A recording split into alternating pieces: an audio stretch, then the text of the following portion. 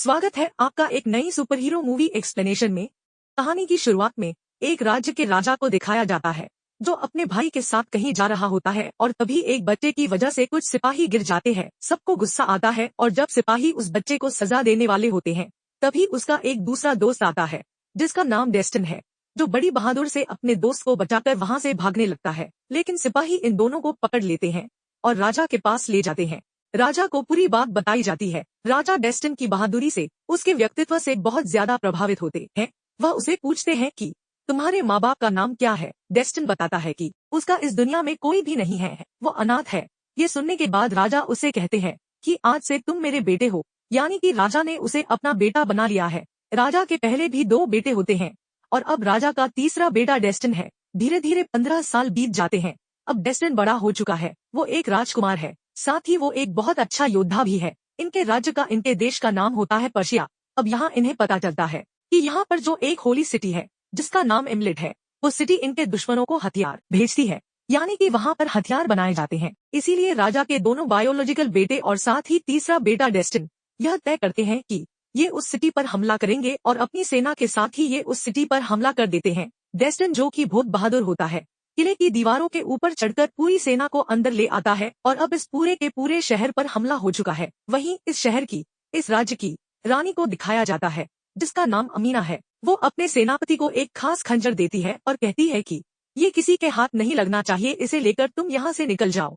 पर जब वह खंजर को लेकर निकल रहा होता है तभी उसके सामने डेस्टिन आ जाता है, उसे उस खंजर को ले लेता है और अब इस पूरे राज्य पर, इस पूरे शहर पर उनका कब्जा हो चुका है। जिसके बाद राजकुमारी अमीना को बंदी बनाकर पर्शिया ले आते हैं। उस पर आरोप लगाया जाता है कि तुम हमारे दुश्मनों को हथियार बनाकर बेचती हो, लेकिन वह साफ साफ मना कर देती है। राजा का बड़ा बेटा उसकी बातों पर यकीन नहीं करता। वो उसे कहता है कि अगर तुम मुझसे शादी कर लो तो मैं तुम्हारे गुनाह को माफ कर दूंगा, तुम्हें जिंदा छोड़ दूंगा। अमीना उससे शादी करने से मना कर देती है, पर तभी उसकी नजर डेस्टिन पर पड़ती है जो अब यहाँ पर आ चुका है। वो देखती है कि उसके पास वो खास खंजर है जो उसने अपने सेनापति को दिया था और वो सोचती रह जाती है कि वो खंजर उसके पास कैसे आया। दरअसल वो उस खंजर की रक्षा करना चाहती है जिसके लिए उसे जिंदा रहना पड़ेगा। इसीलिए वो राजा के बड़े बेटे से शादी करने के लिए मान जाती है। चारों तरफ खुशी का माहौल होता है और अब राजा अपने बड़े बेटे और डेस्टिन को अपने पास बुलाते हैं। दरअसल राजा नहीं चाहते थे कि होली सिटी एमलेट के ऊपर कोई भी हमला करे, क्योंकि पर्शिया से उनके दोस्ताना रिश्ते थे। पर अब उनके ऊपर हमला करके उनकी राजकुमारी अमीना को भी यहाँ पर लाया जा चुका है। राजा का बड़ा बेटा राजा से कहता है कि वो हथियार बनाकर हमारे दुश्मनों को भेजते हैं, लेकिन उसके पास इस बात का कोई भी सबूत नहीं होता। राजा उस पर बहुत गुस्सा करते हैं। इस बात से राजा का बड़ा बेटा नाराज हो जाता है और वो कहता है कि जब तक मैं सबूत न ले आऊं तब तक मैं आपको अपनी शक्ल नहीं दिखाऊंगा, और उस जगह से निकल जाता है। जब वो वहाँ से बाहर निकलता है तो उसे अपने पिता के भाई यानी कि अपने अंकल मिलते हैं जिनका नाम निजाम है। वो उसे कहते हैं कि लगता है कि तुम्हारी अपने पिता से मुलाकात अच्छी नहीं रही, लेकिन इसका मेरे पास एक इलाज है। वो उसे एक बहुत ही शानदार ड्रेस दिखाते हैं और कहते हैं कि राजा को यानी कि अपने पिता को दे देना, वो तुम्हें माफ कर देंगे। वह उसे ड्रेस देकर चले जाते हैं, लेकिन उसने कसम खाई होती है कि जब तक सबूत जमा न कर ले तब तक उन्हें अपनी शक्ल नहीं दिखाएगा। इसीलिए वो उस ड्रेस को अपने सबसे छोटे भाई यानी कि डेस्टिन को दे देता है और कहता है कि इसे पिताजी को दे देना, साथ ही उन्हें यह भी बता देना कि मैं अमीना से शादी करने वाला हूँ। अपने भाई की बात मानकर वो राजा के पास जाता है और उन्हें वो शानदार तोहफा देता है। इसे राजा उसी वक्त पहन लेते हैं।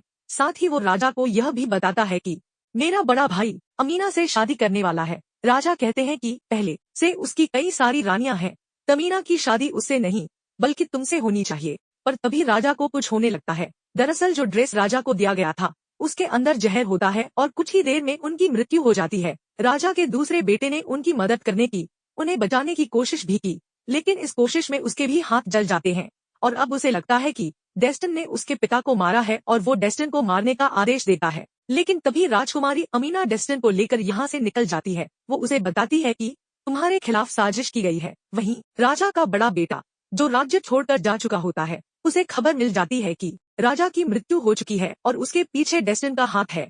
हालांकि उसे इसके अलावा कुछ भी नहीं पता होता है। वहीं डेस्टिन अमीना को बताता है कि जो ड्रेस मैंने राजा को दी थी वो मुझे मेरे बड़े भाई ने दी थी, यानी कि अब डेस्टिन को अपने बड़े भाई के ऊपर और उसके बड़े भाई को डेस्टिन के ऊपर शक है। अमीना उसके पास जाती है और उसके पास जो उसका खंजर होता है उसे निकालने की कोशिश करती है। डेस्टिन के ऊपर तलवार से हमला भी करती है, लेकिन तभी डेस्टिन उस खंजर को निकालता है और खंजर के ऊपर टॉप पर उसका हाथ लग जाता है, जिससे वो समय में कुछ पल पीछे चला जाता है। उस पल में जब उसके ऊपर अमीना हमला करने वाली होती है और तभी वो उसका हाथ पकड़ लेता है, क्योंकि उसे अब पहले से पता है कि अमीना क्या करने वाली है। वो कहता है कि ऐसा करने की कोशिश भी मत करना। अमीना को समझ में आ जाता है कि खंजर की वजह से वो समय में पीछे आ चुका है, इसीलिए उसे हमले के बारे में पहले से पता था। और अब अमीना उसे बताती है कि ये एक जादुई खंजर है जो एक खास रेत से चलता है और जब तक उसके अंदर रेत होगी तब तक यह खंजर काम करेगा, क्योंकि तुमने इसके ऊपर जो रूबी लगा था उसे दबा दिया, इसीलिए अब वो जादुई रेत खत्म हो गई। दरअसल इस खंजर के ऊपर जो रूबी लगा होता है उसे दबाने से वह इंसान जो उसको दबाता है वो अतीत में चला जाता है। एक तरह से वो टाइम ट्रेवल करता है और इसके बाद प्रेजेंट में होने वाली चीजों को बदल सकता है। पास्ट की बातें सिर्फ उसी को याद रहती है जिसके पास खंजर होता है, बाकी किसी को कुछ नहीं पता होता कि पास्ट में क्या हुआ था। और यहाँ पे अब डेस्टिन को लगता है कि उसके सबसे बड़े भाई ने, यानी कि राजा के बड़े बेटे ने, इसी खंजर के लिए अमीना के राज्य पर हमला किया था और अपने पिता को मरवा दिया। डेस्टिन फैसला करता है कि वो पर्शिया दोबारा से जाएगा, जहाँ पर वह अपने बड़े भाई की पोल सबके सामने खोल देगा और इसके लिए वो राजा के भाई की मदद लेगा जिसका नाम निजाम है। अमीना उसे ऐसा करने के लिए मना करती है, लेकिन वो उसकी बात नहीं मानता और ये दोनों गुलामों की घाटी से होते हुए आगे बढ़ना शुरू कर देते हैं। रास्ते में अमीना को मौका मिल जाता है और वो डेस्टिन को बेहोश करके वहाँ से निकल जाती है। और जब डेस्टिन की आंखें खुलती है तो वो देखता है कि उसके सामने इस घाटी के लोग हैं जो लोगों को गुलाम बना लेते हैं। वो उन्हें कहता है कि यहाँ से अभी अभी एक लड़की गई है जिसके पास बहुत सारा पैसा है, मैं तुम्हें उस तक ले जा सकता हूँ। ये लोग उसकी बात मान जाते हैं और अब ये अमीना को भी पकड़ लेते हैं। अमीना डेस्टिन को बताती है कि ये एक पवित्र खंजर है, हमें इसकी रक्षा करनी होगी, हमें इसे इसकी सही जगह तक पहुंचाना होगा, क्योंकि अगर यह गलत हाथों में पड़ गया तो पूरी दुनिया खत्म हो जाएगी। लेकिन डेस्टिन को उसकी बात से कोई फर्क नहीं पड़ता। दोनों के दोनों गुलाम बन चुके हैं, लेकिन किसी तरह से दोनों इस जगह से भाग जाते हैं।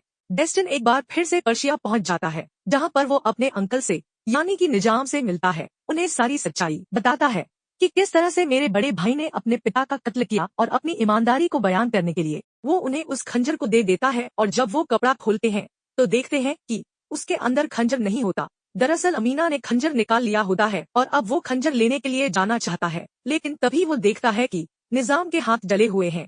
वो उनसे पूछता है कि आपके हाथ कैसे जले। निजाम बताता है कि जिस कपड़े से राजा की मौत हुई थी, जब मैं उस कपड़े को निकाल रहा था तो मेरे हाथ जल गए। डेस्टिन को याद आता है कि उस वक्त निजाम वहाँ पर था ही नहीं और वो समझ जाता है राजा को मारने वाला उसका बड़ा भाई नहीं बल्कि निजाम है। निजाम उसके ऊपर सैनिकों से हमला करवा देता है, क्योंकि उसे समझ में आ चुका है कि डेस्टिन को पूरी सच्चाई का पता चल चुका है। पर डेस्टिन वहाँ से निकल जाता है।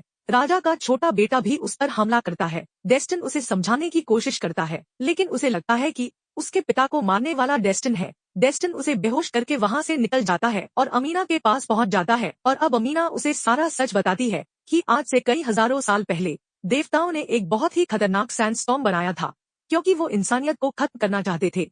लेकिन उस तूफान के बीच में एक बच्ची आ गई जिसने अपने आप को सैक्रिफाइस करने की कोशिश की ताकि वो इंसानों को बचा सके। देवता उससे खुश हो गए और उन्होंने सैंड को एक ग्लास के अंदर बंद कर दिया और साथ ही उसे यह खंजर भी दिया गया, जिस खंजर के अंदर बहुत सारी शक्तियां हैं जिससे पूरी दुनिया को खत्म किया जा सकता है। साथ ही इससे पास्ट में जाकर घटना को बदला जा सकता है और अगर इंसान पास्ट में ज्यादा पीछे चला गया तो एक बार फिर से वो सैंडस्टॉर्म आ जाएगा जिससे पूरी दुनिया में इंसानियत खत्म हो जाएगी। डेस्टिन को पूरा सच पता चल जाता है कि निजाम इस खंजर को पाना चाहता है ताकि पास्ट में जाकर वो राजा को मार दे और हमेशा से वो राजा बने।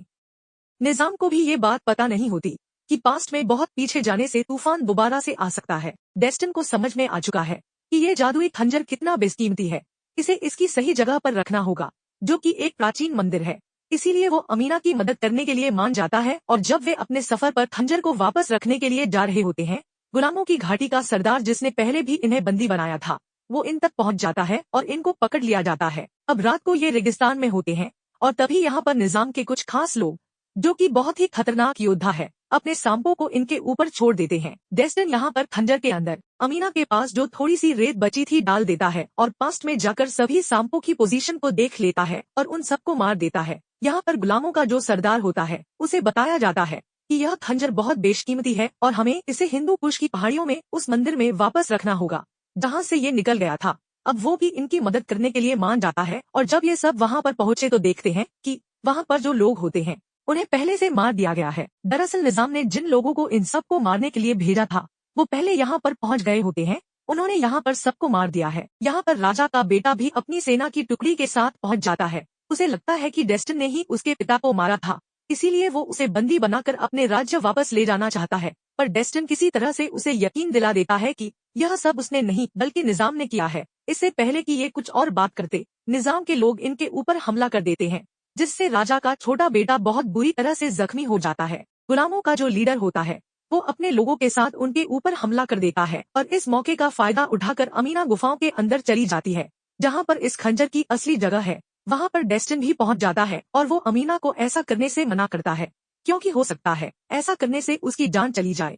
दरअसल अब ये दोनों एक दूसरे से प्यार करने लगे हैं और एक साथ इस खंजर को रखने का तय करते हैं। और इससे पहले कि ये ऐसा करते, निजाम का एक आदमी इनके ऊपर हमला कर देता है, जिससे अमीना बेहोश हो जाती है और उसके हाथ से खंजर नीचे गिर जाता है। डेस्टिन उसका मुकाबला करता है। यहाँ पर निजाम का एक और आदमी होता है जो सांपों को पूरी तरह से कंट्रोल करता है और वो सांप की मदद से उस खंजर को हासिल कर लेता है। डेस्टिन से अब भी निजाम का योद्धा लड़ रहा होता है और इससे पहले कि वो डेस्टिन को मारता, राजा का छोटा बेटा जो बुरी तरह से जख्मी हो गया था वो उसे मारकर डेस्टिन को बचा लेता है। इसके बाद उसकी भी मृत्यु हो जाती है। वहीं दूसरी तरफ हमें निजाम को दिखाया जाता है, जिस तक अब खंजर पहुंच चुका है। डेस्टिन उसे खंजर का इस्तेमाल करने से रोकना चाहता है, साथ ही राजा के बड़े बेटे को उसकी असलियत बताना चाहता है।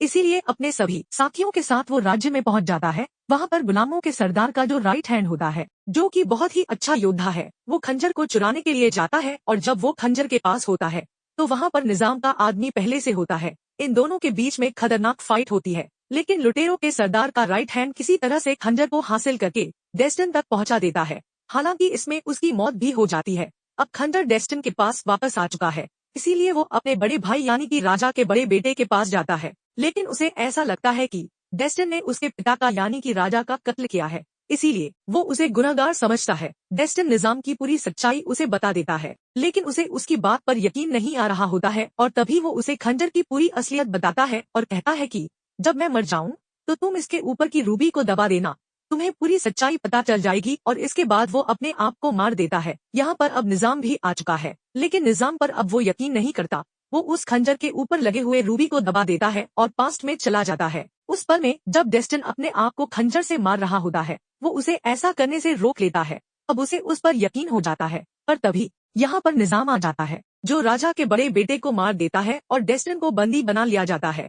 अब उसके पास खंजर आ चुका है, इसीलिए अब वो नीचे उस जगह की तरफ बढ़ चलता है जहाँ पर सैंड ग्लास है, जिसके अंदर उस रेतीले तूफान को हजारों साल पहले कैद किया गया था। अमीना भी यहाँ पहुँच जाती है और वो डेस्टिन को छुड़ाकर दूसरे रास्ते से उस तरफ बढ़ चलती है जहाँ पर निजाम जा रहा है। ये रास्ता बहुत ही खतरनाक होता है। उसे अमीना के पैरों के निशानों के ऊपर अपने पैर रखने होंगे, क्योंकि अमीना उस खंजर की रक्षक है, इसीलिए वो उस सैंड ग्लास तक जा सकती है। और जब वो ऐसा कर रहा होता है तभी उसके ऊपर मिट्टी गिरती है, जिससे पूरी की पूरी जगह नीचे धंस जाती है और ये दोनों अलग हो जाते हैं। लेकिन किसी तरह डेस्टिन उस जगह पहुंच जाता है जहां सैंड ग्लास है। यहाँ पर अमीना भी पहुंच चुकी है और ये देखते हैं कि निजाम उस खंजर को लेकर सैंड ग्लास तक पहुंच चुका है। ये उसे रोकने की कोशिश करते हैं, लेकिन निजाम इन दोनों को ऊपर से नीचे फेंक देता है। डेस्टिन अमीना का हाथ पकड़ लेता है, वो उसका हाथ नहीं छोड़ना चाहता और तभी निजाम को दिखाया जाता है, जो खंजर को उस जगह स्टेप कर देता है जहाँ पर सैंड ग्लास है और ऊपर के रूबी को दबा देता है। अमीना डेस्टिन से कहती है कि तुम्हें मुझे जाने देना होगा और दुनिया को बचाना होगा।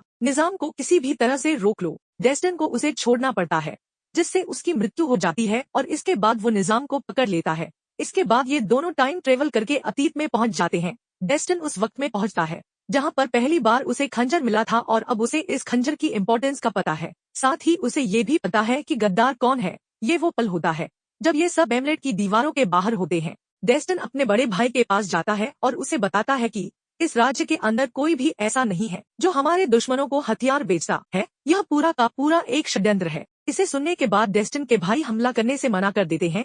निजाम भी यहीं पर होता है और वो निजाम की पूरी सच्चाई उन्हें बता देता है। निजाम डेस्टिन के ऊपर हमला करता है, लेकिन वो उसे हरा देता है। हालांकि वो उसे नहीं मारता, लेकिन एक बार फिर से निजाम डेस्टिन के ऊपर हमला करता है, जिस वजह से राजा का बड़ा बेटा उसे मार देता है। साथ ही इन्हें इस बात का भी एहसास होता है कि ये एक होली प्लेस है, इन्हें यहाँ पर हमला नहीं करना चाहिए था। इसीलिए वो अमीना के पास जाते हैं और उससे माफी मांगते हैं और साथ ही दोनों राज्यों के अच्छे संबंध के लिए वो अमीना को डेस्टिन से शादी करने के लिए कहता है। तभी डेस्टिन यहाँ पर आ जाता है और उसे खंजर लौटाते हुए पूरी बात बताता है कि क्या हुआ था, जो सुनने के बाद अमीना उससे शादी के लिए मान जाती है। उसके बाद खंजर को वापस उसकी असली जगह पर रख दिया जाता है ताकि दुनिया को कभी कोई खतरा ना हो। और इसी के साथ ये कहानी यहीं पर खत्म हो जाती है। उम्मीद करते हैं कि यह कहानी आपको पसंद आई होगी।